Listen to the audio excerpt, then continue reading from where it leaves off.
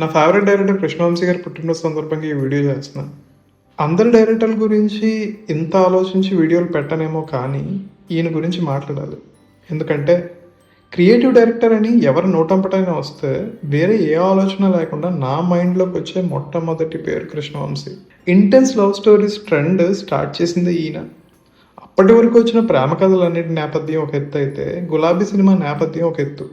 ఇదే సినిమాలో భయంకరమైన వెలనీని ప్రదర్శించిన జీవాకి తన నెక్స్ట్ సినిమాలో ఒక మామూలు ఆటో డ్రైవర్ వేషంలో వంశీకే చెల్లింది. అప్పటి వరకు సైడ్ క్యారెక్టర్స్ చేస్తూ అడపా తడపా కనబడుతున్న బ్రహ్మాజీ రవితేజాలని లీడ్స్గా పెట్టి నక్సల్స్ బ్యాక్ డ్రాప్లో సింధూరాన్ని తీయడం ఈయన వల్లే అయింది. అప్పుడెప్పుడో మాయాబజార్లో చూసుంటాం అంత భారీ తారాగణాన్ని. మళ్ళీ నిన్నే పిల్లాడతలో చూసాం. నిండుగా ఉన్న ప్రతి ఫ్రేమ్లోనూ ఉమ్మడి కుటుంబంలో ఉండే ప్రేమాప్యాయతలు కనపడేలా చేసి ఒక స్వీట్ లవ్ స్టోరీని ప్రజెంట్ చేయాలన్నా ఈయనే. పగలు ప్రతీకారాలు మనసుల నిండా నిండిపోయి ఉన్న మనుషుల మధ్యలో నలిగిపోతున్న ఒక తల్లి వ్యధను కథగా తీయాలన్నా ఈయనే. పసుపు కొమ్ములు, పంట పొలాలు, పల్లె ప్రేమలు, కన్నె పిల్లలు, కంటి ముత్యాలు, ప్రేమ, విరహం, దైవం, సంకల్పం, ప్రాణం, పాశం, ఇలా అన్ని ఎమోషన్స్ని కలగలిపి కథలో నిలిపి మురారీగా మలచాలన్నా ఈయనే. రంగమార్తాండ సినిమా రీమేక్ అయినా కూడా నాకు 30 వయసు దాటాక కూడా సినిమా చూస్తూ ఏడ్చా అంటే ఇంకా కృష్ణవంశీ గారి మార్క్ నాలో మిగిలినట్టేగా.